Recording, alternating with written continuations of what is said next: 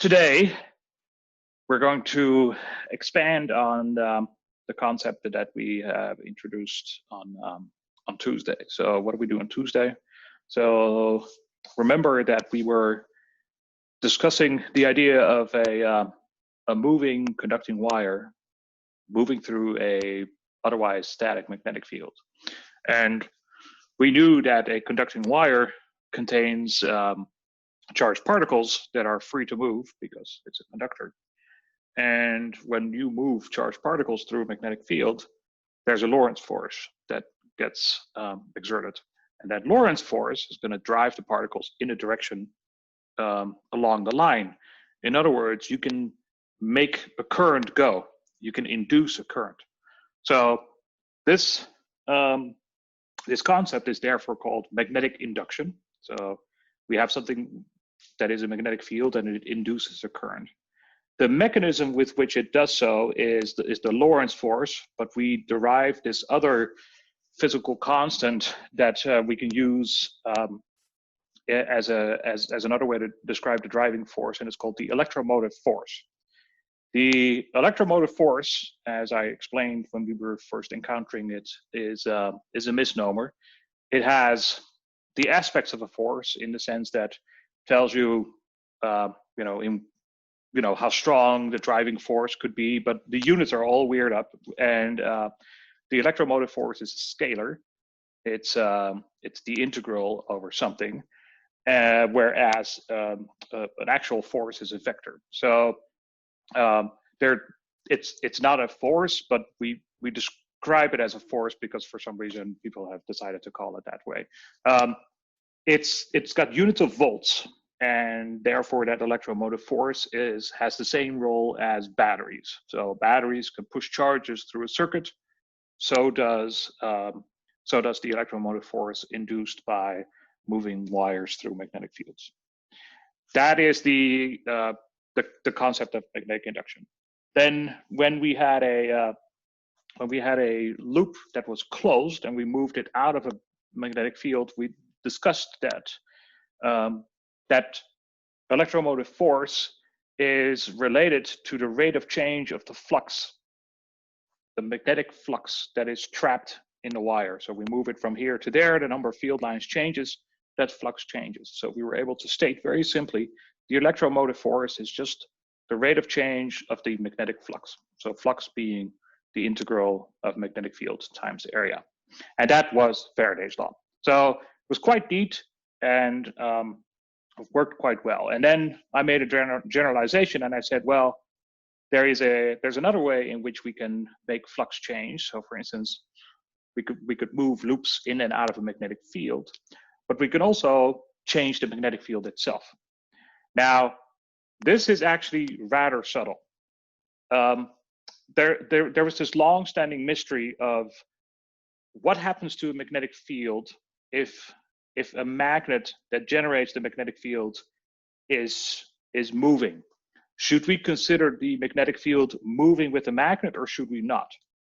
And that was really for a long time was a big mystery. And therefore, the fact that you can move a wire out of a magnetic field, or you can move a magnet away from a magnetic field, the fact that those two give you the same EMF is not at all obvious. And in fact, this was one of the guiding principles that Einstein used to decide that motion must be relative, and that was one of the ingredients that went into the theory of relativity. So there's a lot of stuff in there. When I said, you know what, we'll assume that the magnetic flux can change due to various reasons, but we should not take for granted that is so, and it's actually rather subtle that we're allowed to do that. It's called Faraday's paradox if you want to read up on it. That is so that's the issue of flux. Now, Faraday's law is that thing on the right-hand side of what before was the Circuital law, where we said for static electric fields, we did this very early on, chapter 2, static electric fields, you take a line integral through a electric field, you come back to the original position, your potential change is going to be 0, and therefore the field is conservative.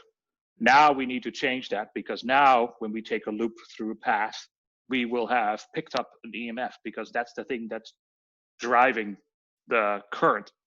So, so on the right-hand side of what used to be the circuital law now is what we have as Faraday's law. So Faraday's law and circuital law, they're now combined into a single equation, which is Maxwell 2. Okay. Now, when finally we were discussing that we could have a time varying magnetic field, and as a result, there's an EMF that gets picked up in a secondary coil that's close to it. That is that's the subject of transformers, and that mutual inductance and also self-inductance is something that we need to develop further today. Then finally, what I want to do is I want to make more general statements in the form of what is the role of energy conservation in this process. And you will find that we alluded to this in somewhere halfway in last class, that if you have a wire and you're moving it through a magnetic field, you induce a current, and the current can dump energy into a resistor. Obviously, you're generating energy. Where's that coming from? So it turns out that it's the Lorentz force. That is, it's the Lorentz force that is exerted on that moving wire that is pushing in the direction opposite to what you're trying to do to it. And that effect, that it's trying to resist change, is central to Lenz's law, which is actually embedded in Faraday's law, but it is stated as a separate thing because it's easy to figure out what happens with the signs, which ways are the currents going to circulate. And there are general things we can say about that. So without having to do all of the line integrals, you can see which way the current's going to flow just by considering that it's probably going to try to oppose what you're trying to do to it. And that's Lenz's law. And then at the very end, we will have this object called an inductor. And this inductor is a looped wire that goes in circles, could be 1, 2, 3, could be many turns, could be one turn. And when you send an alternating current through it, there is an electromotive force that is trying to resist what you're trying to do to it, just like what Lenz's law is doing.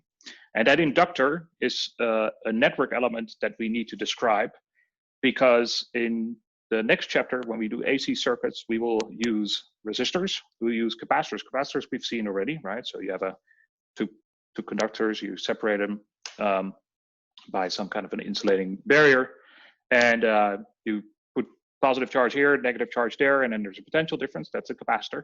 That's one of the workhorses in AC circuits. The other one is resistors. So we've done this in AC circuits with resistors. Just look just like the resistors in DC circuits. And then the final thing is inductors. So we need also to describe what inductors are. And then in next semester, not next semester, no, sorry, you can't wait that long. So next class, we'll start putting that to use, and we'll do AC circuits, which is actually one of my favorite things to do, and I use it in the lab all the time. And I think I've mentioned this before. It's a very satisfying thing to know how to work with. We'll talk about impedances and everything, but that's all for next time. But we just need to describe that basic object that is called an inductor. So remember, we were talking about this EMF, which is induced.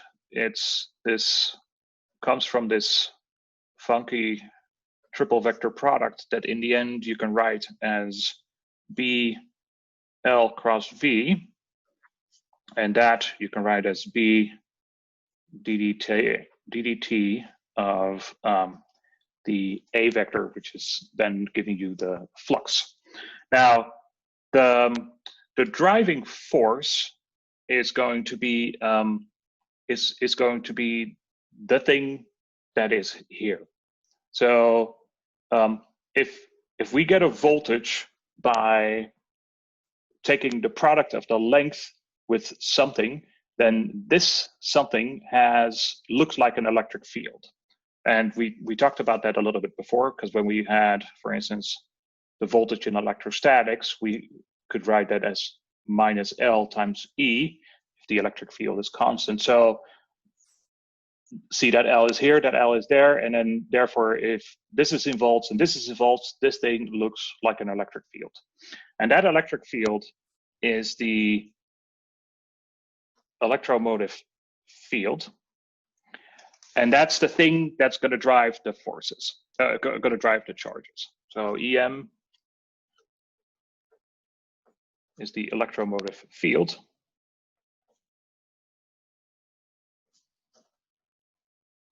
And then the actual electromotive force, so actual electromotive force,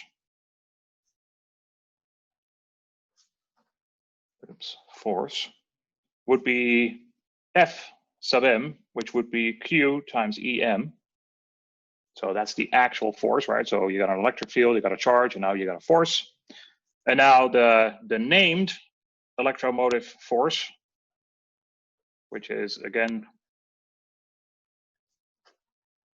the thing that we objected to, but it is stronger than us, that is this scalar quantity E. So when you want to know in which way things are moving, you can look either at this electromotive field that you can find from that V cross B, or you can look in the way that E is going up. So EM points in direction of increasing E. So it's a little bit like taking the derivative, just like how we can get the potential, sorry, how we can get the electric field by taking the derivative of the voltage.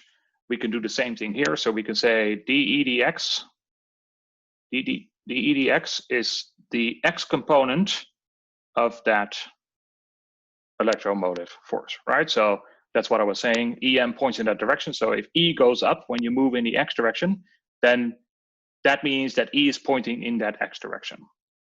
So that's how the electromotive field, the force, and the electromotive force are related through this differential or integral relation. So if you want to, there was a generalization that we used, generalization,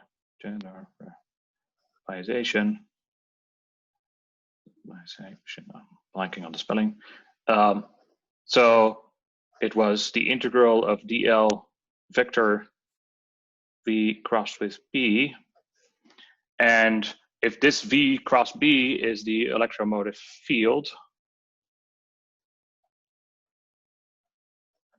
then this looks just like, compare, v is minus EDL.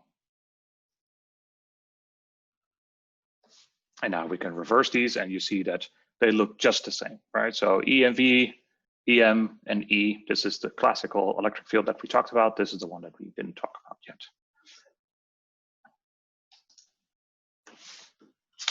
Now let's talk about the flux. So Faraday's law says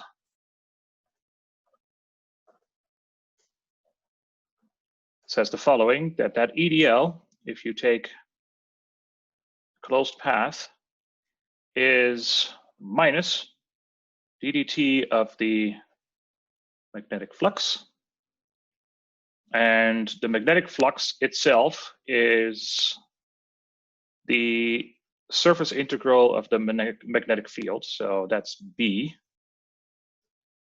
the A, by definition. Right, these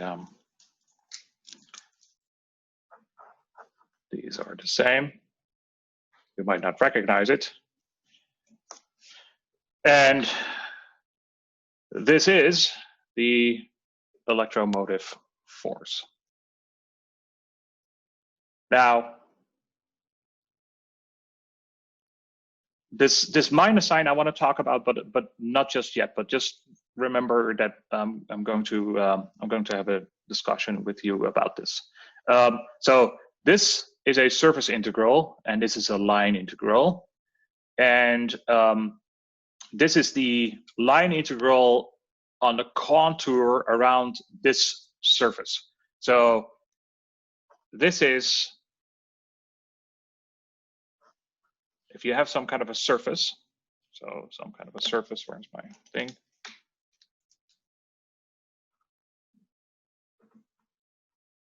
Surface, let's call that S. Then this is the integral over that actual surface. And this is the integral over, this is sometimes written like this. This is, it's the edge of that surface. What does that mean? We have some kind of a B field. I, in the past, had written this, B. And then we have this contour. And it's got a surface area. And this is the surface area. And this thing is the edge. So that's how they are related. And in comparison, let me draw Maxwell 4. So compare.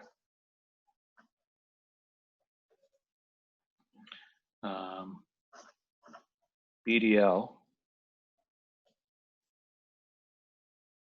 mu naught I enclosed, which was mu naught, the surface integral of J dA, where these again are related. This is the edge of this surface. So Faraday's law and Ampere's law, they look very similar in that sense. There's a surface integral on the right, and there's an edge integral on the left, and this is the edge of that surface.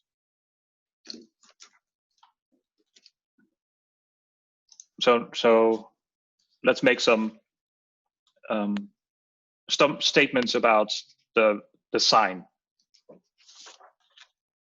And the easiest way to get started is the following. So we have a magnetic field, and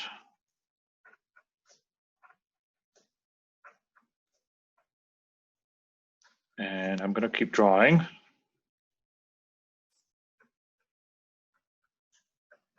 It's a really, really big field, and there's a boundary here. So above this, there is a B, and below here, B is 0, so it's not 0 here. And we're taking a loop of conducting material, and we are making the loop move in this direction.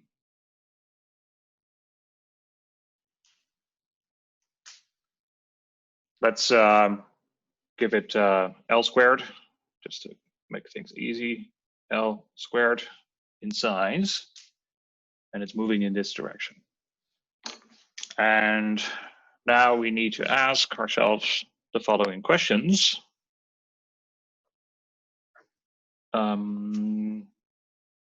What is E or EM? What is I? What is the flux and the DDT? And then finally, what is the F Lorentz induced?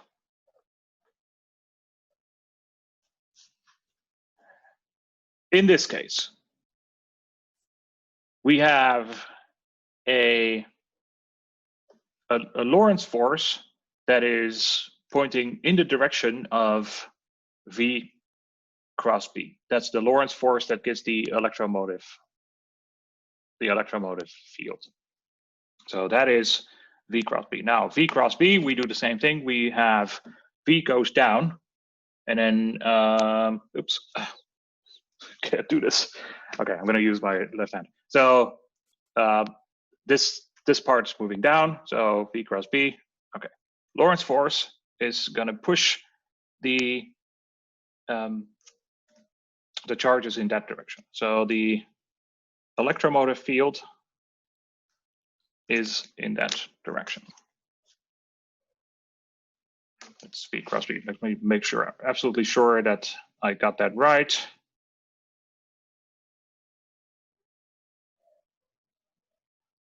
Yes. Okay, so we have our EM, and therefore E is increasing in that direction. And there's an E developed from here to there that's positive. So let's say here it's 0, and here it is plus E.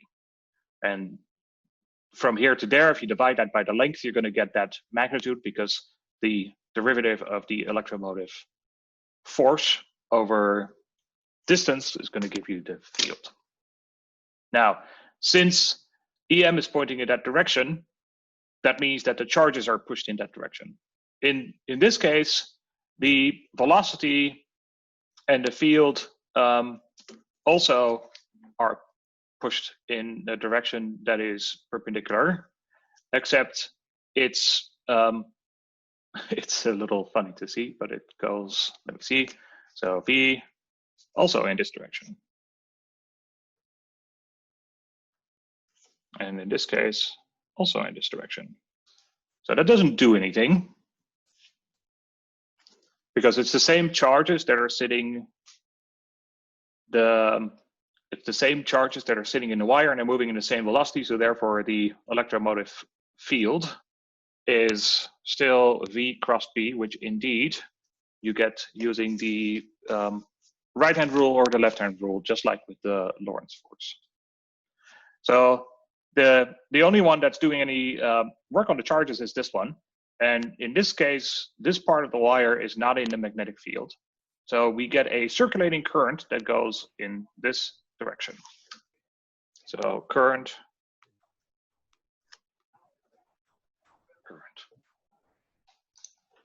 Now we have finally the current that gets induced, and the current circulates, goes in this direction, and the current is black.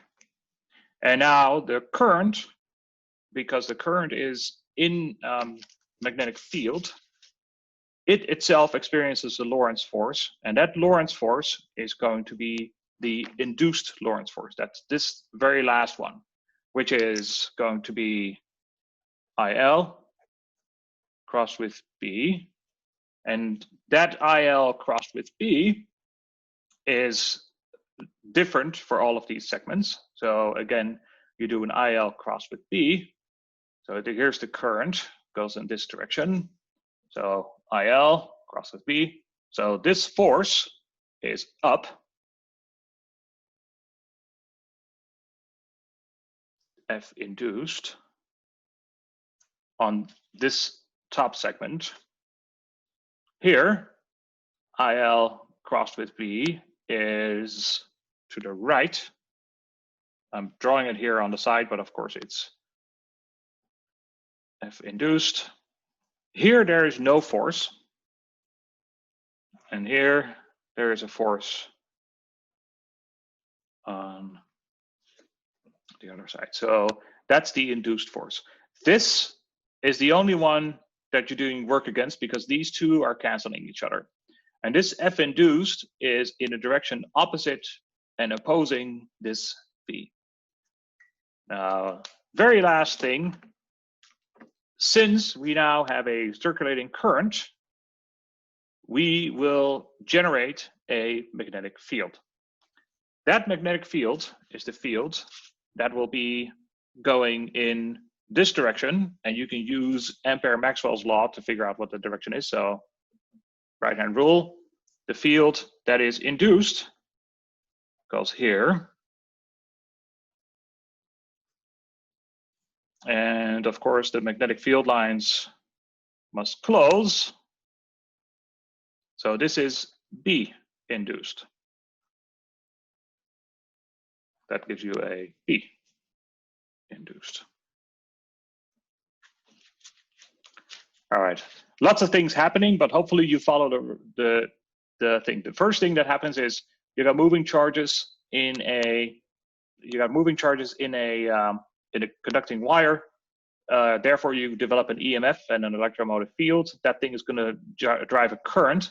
That current itself is now again generating a Lorentz force that is opposing this motion. All right. Now, same situation.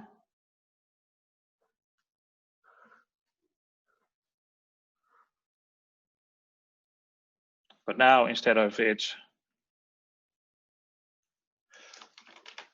going out, goes in. And I need you to draw E, I, F, L induced, and B induced. Indeed, left-hand rule has never left me down either. In this case, the electromotive field, which is driven by that V cross B product, is going to be in the opposite direction because B is the same, but V is in the opposite direction. So EM goes in that direction. Or if you didn't have that one yet, you could use your left-hand rule. So there you go, done.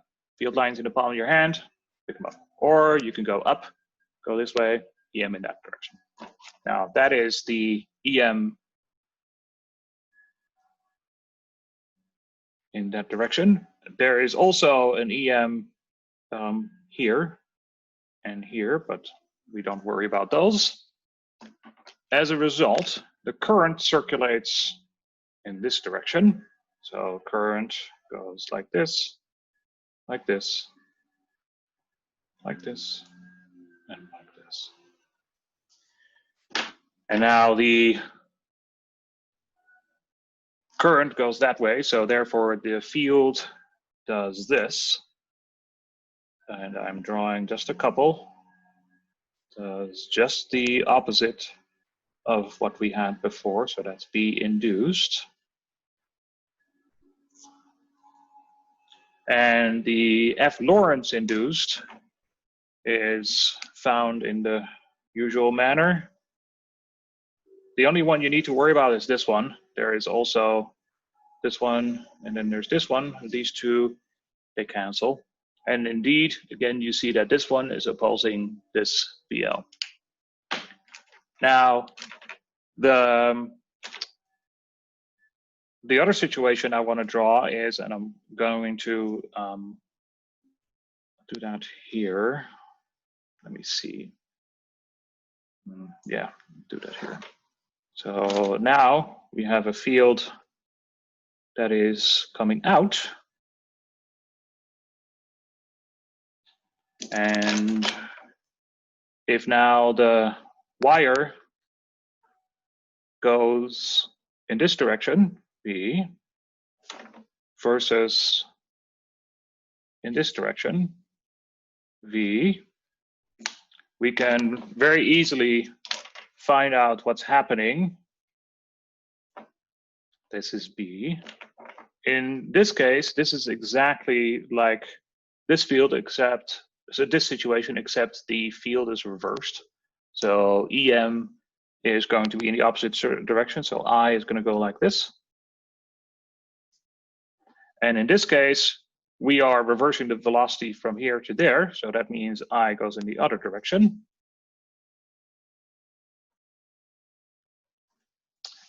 Now here, the force is up, and that is, right, it's up. Compare that to here. Now the current is going in the opposite direction from here, but also the field is in the opposite direction. So both of those minus signs are going to cancel, and we're going to find a induced force that is in that direction. And in this case, we'll find an induced force that is in this direction. And finally, the field that we will find here is going to go in the opposite direction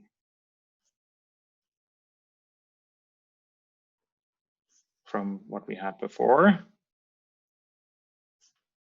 And here we'll get crosses, crosses, crosses, dots, dots, dots, dots. Now, these are the only ones that we these are the only 4 situations that will give you a meaningful result. The flux that is threaded by this loop, that's the flux due to the red field, that's the externally applied field, that flux is reduced. And because the flux is reduced, that induces a current.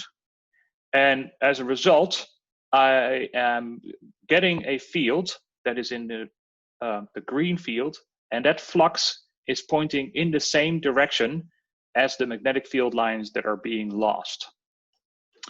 In this case, the flux is being increased because we're going from here to there, and because we're going from here to there, the current circulates in the opposite direction, and the field also goes in the opposite direction. So we're getting more flux that is into the paper, and as a result, the loop generates a flux that is in the opposite direction. In this case, we're getting less flux, so it goes from here, goes out, less flux, and the flux is in your direction, in the direction to the camera, and as a result, the loop generates field lines that are in the direction of the field lines that are being lost. In this case, the loop goes into a field. The flux, which is due to field lines that are pointing towards you, is increasing. And as a result, the B field that gets induced generates field lines that go in the direction opposing this. So that is the principle of Lenz's law. And let me try to write it as general as possible. So Lenz's law, the induced B field will try to compensate for the changing flux. So that is Lenz's law, and it is the shorthand version of this entire process that we were doing. So let me describe how we're applying Lenz's law to these problems. And then I will give you a general, give you a general equation, and you're gonna pull your hair out. So, so in this case, the flux, it's got field lines that are pointing into the paper. So the flux is in that direction. And those field lines are being lost. So therefore, the induced field is going to generate field lines that are being lost. All right, so it's trying to compensate for it. It's not going to hold the flux steady, but it's going to try to compensate for it. In this case, the loop is going into the field, so the flux is increasing. So we're getting more field lines in this direction. And as a result, this is going to try to compensate for it by generating flux that goes in the opposite direction. In this case, the loop goes out of the field. The field lines that are being lost are the field lines that are pointing out towards you. As a result, in the loop, the field lines that are being generated are pointing in the direction towards you as well, because those are the ones that are being lost. In this case, the field is, the flux is increasing, and we're getting more field lines that are pointing in your direction. And as a result, the induced field is going to try to compensate for it.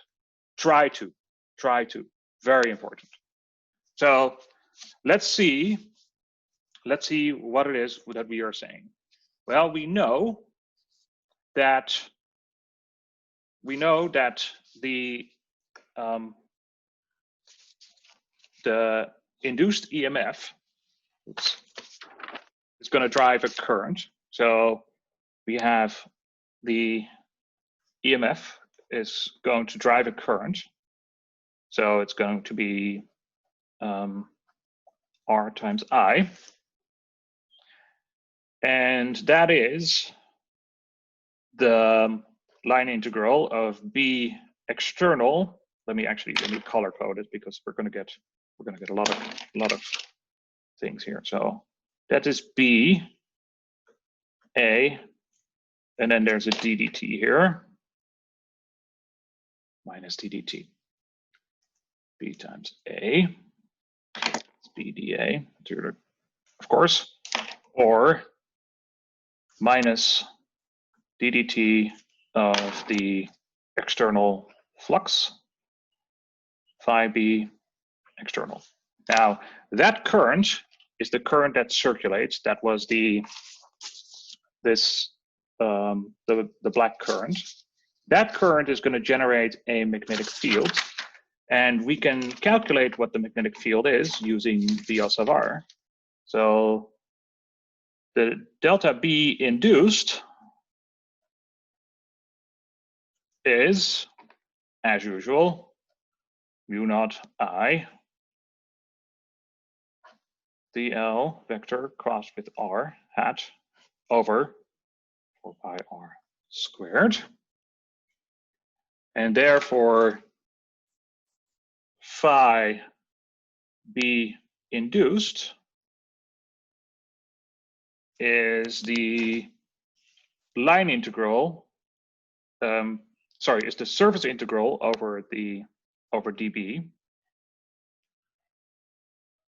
You first need to do the line integral. So it's the line integral of dB, and now you have B, and then you need to integrate that over the surface. So you also need to integrate that over the surface. Now, that is the entire process, and I'm not going to write this as a integral because it's 1, 2, 3, 4, 5 integrals. But I want you to see what's happening here. This is the thing that's changing. That is inducing the EMF. That induces the current. That current generates the dB induced. You integrate the dB induced over the wire, and then afterwards over the area to get the induced phi B. So again, this happens first. That generates the current. That current goes in here. That generates dB. That dB generates this, and in the end, we're here. Now, Lenz's law is basically a way to make the shortcut going from, I do apologize, it's here. Lenz's law is the shortcut version of this. It's saying that this and this are related by this general principle that this is going to try to point in a direction opposite to what we're trying to change. And therefore, sometimes, even though it's not true, but I'll say that minus sign, if you actually work your way through all of this math, you'll see that minus sign is the reflection that there's such a thing as Lenz's law.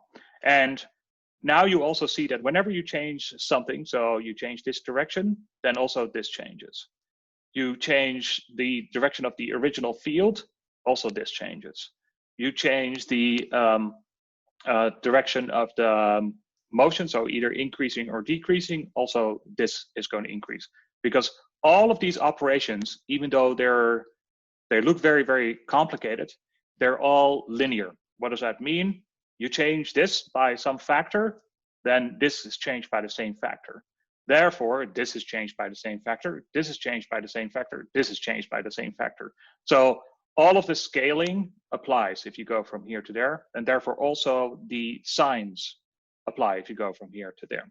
So that is the general procedure for Lenz's law. I've never really seen it put together like that, and that's probably because people want to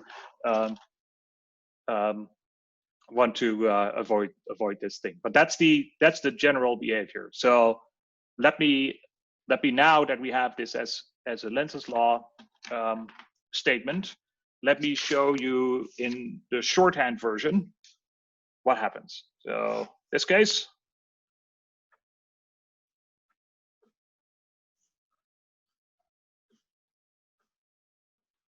all right, let's take the loop. Okay, in this case, we have a flux that is into the paper, and we're trying to increase it. So therefore, this loop is going to try to generate field lines that are in the opposite direction because it doesn't want it. And therefore, field lines are here. Field lines are here. So this is B induced.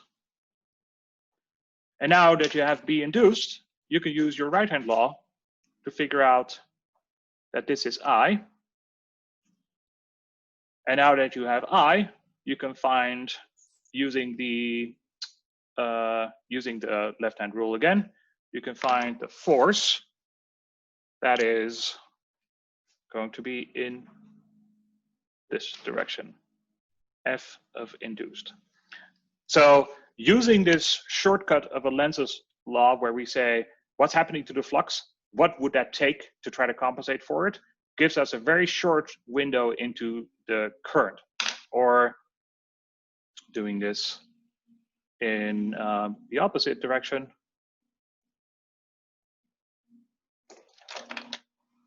So we're moving, instead of in, moving out.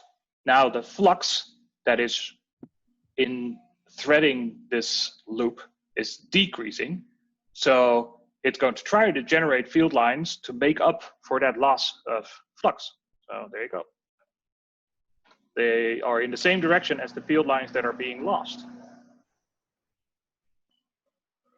That's B induced. And now that we know that B induced goes this way, the current circulates this way. We again find that with our right-hand rule. And Lorentz force is in this direction. Now, I hope that you appreciate that this is way faster than this. This is quite tedious to do it this way, and this is faster. But the beauty is that they both give you the same result. And Lenz's law sometimes gets misread or applied incorrectly. So therefore, it's good to know that underneath all of it, there are Lorentz forces everywhere, and you should be able to figure out what that induced field looks like without invoking Lenz's law. Yeah, so the important thing about Lenz's law is to realize that we're talking about the loss of flux that is threaded by this loop, and we also talk about the flux that is generated that is threading this loop. But of course, the field lines need to go in circles, so therefore there's a field on the outside as well. And that is usually, we don't consider that part of Lenz's law because Lenz's law gives you this very neat shortcut of finding the induced field if you just look at what's happening on the inside. Now, finally, about Lenz's law, we only talked about wires moving into fields and wires moving out of fields. But of course, the nature of this expression says that any kind of phenomenon that describes a flux that is changing is going to generate an induced flux that's going to try to oppose what it's trying to do to it. And therefore, this could be for instance, a loop that's sitting in a magnetic field that is varying.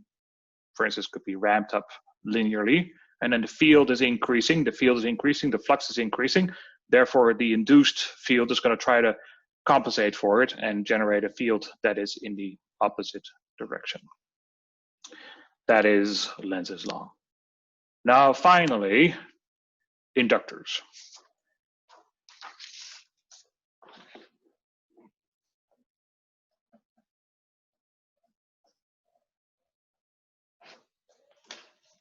There's a relation between inductors and capacitors, and I mentioned this in the beginning of class. So we have for inductors, we have, and I will describe what we do with this. We have, if we have some kind of a current that goes through a solenoid, then there is a flux that is generated, and the proportionality is a function of geometry only. And that L is what we call the inductance.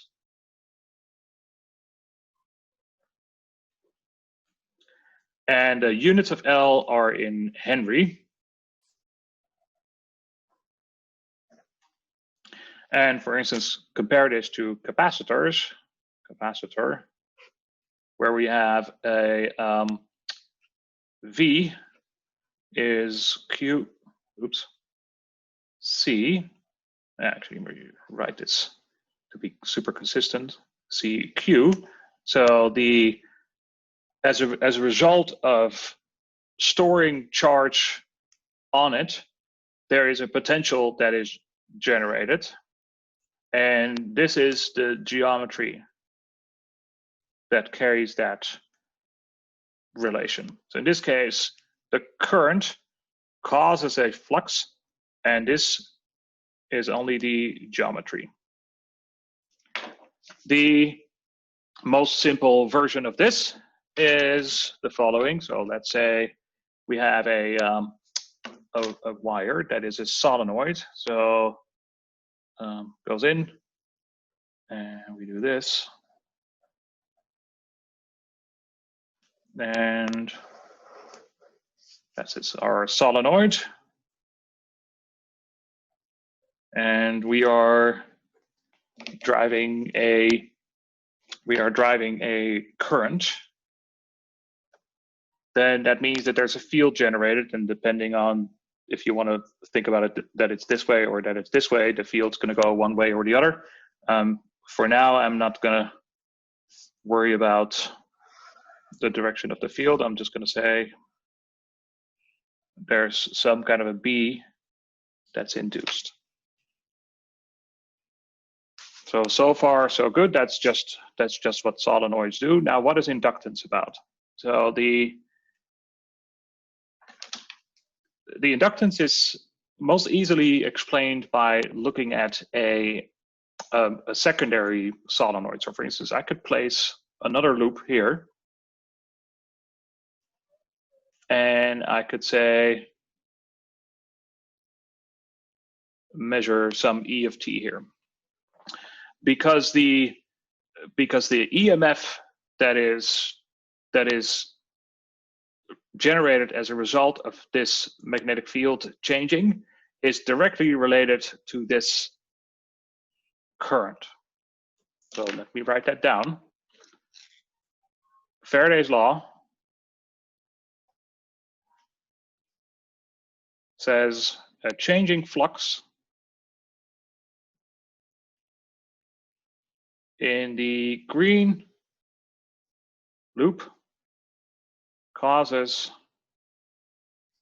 a EMF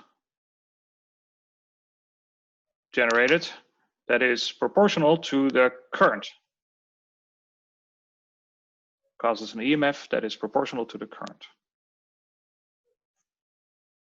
Now here's where the mind the mind jump happens. This loop that is here is not physically different from any of the loops here. In fact, you could say, you know what, this thing, I could draw this thing green. And this loop too must be developing an EMF because it is seeing the magnetic field that's generated not only by these by the other loops, but also by the other segments of this wire. So the funny thing is that even the solenoid itself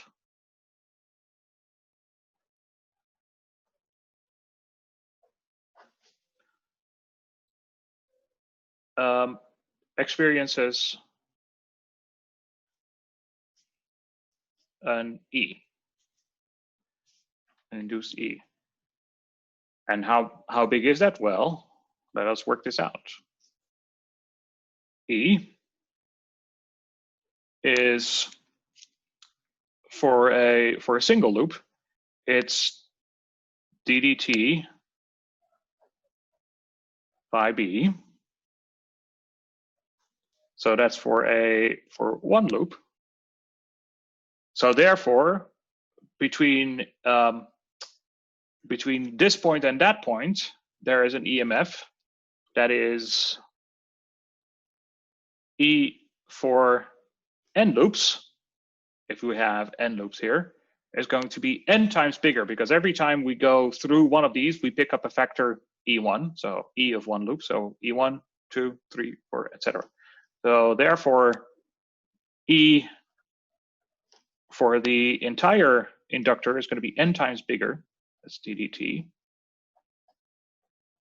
phi b. Now, this phi b is the flux that is generated by this by this solenoid itself, and we know what that field is. We know that this field is B is mu naught I times N over L. So we worked that out before.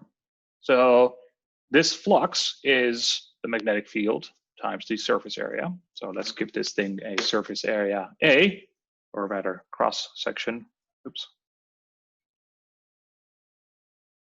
Cross section A. Then we get N ddt B times A, so that's A times B, which is mu naught I N over L. Now we have En versus this time derivative. One thing, I keep doing this. I need to change this. This is not L of inductance. This is the L where this is the length of the wire. And I do apologize. Unfortunately, there's only so many letters in the alphabet, so we have to reuse some of them. So from now on, we're going to call this thing length L, okay? With a cursive L. So draw that.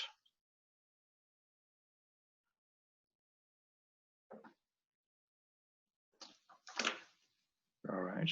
Now we have an n squared, a mu naught, and an L. So that's n squared mu naught and an A over L, and then ddt of I. And if I is a function of time, and that's the only way that this works, because you don't get an EMF if the flux is not changing. Now we have directly related the EMF that is felt or experienced here at this point, and we've related that directly to this time varying current. So this is the time varying current, and as a result, we see a voltage. So this is the current voltage relation for this inductor. Compare that to for capacitors, where Q is the integral of I dt. The capacitance is the voltage to current relation for a capacitor. So there's an integral here, but it doesn't matter.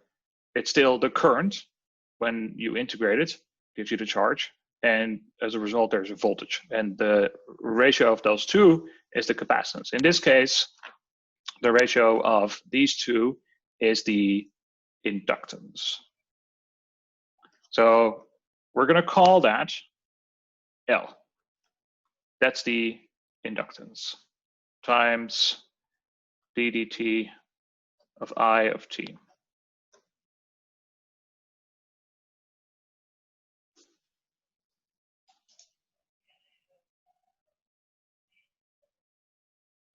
So in this case, for the solenoids, L is this thing. Now, in general,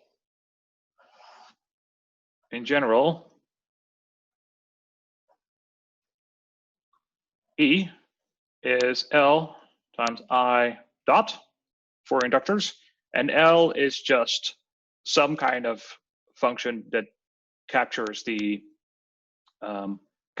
geometry. Now, I want to make one very important comment. Look very carefully at the way that we had originally described this L. This was the linear relation between current and flux. The problem with using this definition on this solenoid is that you'll get something that misses a factor n, because what you'll get is the inductance for a single loop and not for multiple loops. And that's why this definition for inductance is sometimes tricky to use. So in general, we will use this definition of inductance to find the inductance of a solenoid. So in general, inductors will have a current voltage relation, and that's what they do. Now that we have this, before we go to AC circuits, let's summarize. So we have Maxwell 1 that says that phi E is the EDA is Q over epsilon naught. Maxwell 2, which we have now expanded, says that EDL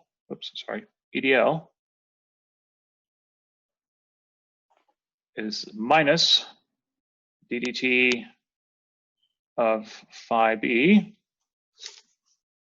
The reason I'm writing this on the right-hand side is because I actually want to draw the diagram. And then we know that B dA is 0, and we know that BDL is mu naught I and circles. And then we have the force law, F is Q V cross B plus E, or IL cross B, could also be IL cross B plus QE. And then we have Ohm's law, R is V over I. And these are the only fundamental equations that you need to know, because everything else follows from it. Like the electromotive force comes from the derivative, the electromotive field comes from the derivative of this thing, for instance. So let's relate these in the diagram. So we've got charge. When it flows, we have a current. Charges generate an electric field. And then there's a potential that is associated with it. And there's an EMF that is associated with it. And then there's an electric flux. Let's put the electric flux here. And currents generate magnetic fields. And then there is a magnetic flux generated. Let me put the magnetic flux here. So this is related to, it's just BDA integrated. This is EDA. This thing together gives you Maxwell 1. Maxwell 1. Now, Maxwell 2 is different because now we have a magnetic field and a magnetic flux and the EMF and this thing. So now Maxwell 2 actually involves this, and if you want the potential, because that's the object that we're using, and this is now giving you Maxwell 2 that says that that EMF is related to the time derivative of this, and that's going to give you an electric field that points in the opposite direction. Now, Ampere Maxwell ties these things together. Oops. So this is Maxwell 4. And then finally, we have this thing for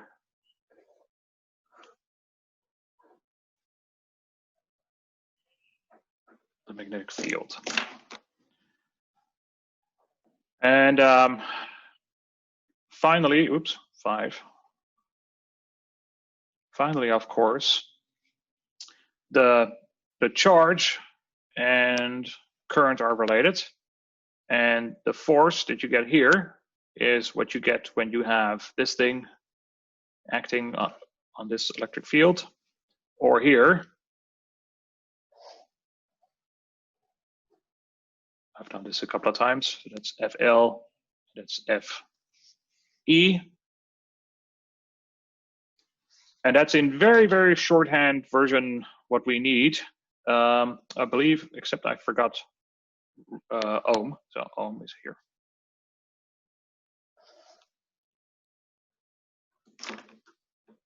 Yeah, there you go.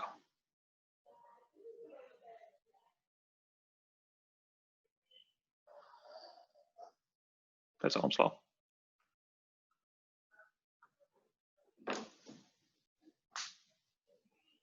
And that's our diagram. Now, for next week, we'll start AC circuits. And now we will need 3 circuit elements. So we'll need R, which is V over I. We need a C, which is a Q over V. And we need an L, which is E over I dot.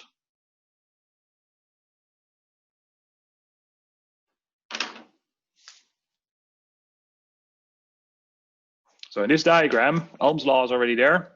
C is what you get when you have a Q that generates an E field, and then there's an associated potential, which of course I didn't draw. You go from here to there.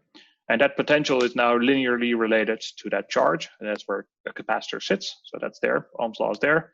And this is, you have a current generates a magnetic field, and then a flux. And if that time varying flux generates an EMF, and that EMF is related to this I through the inductance and the time derivative. So this gives you minus ddt phi b.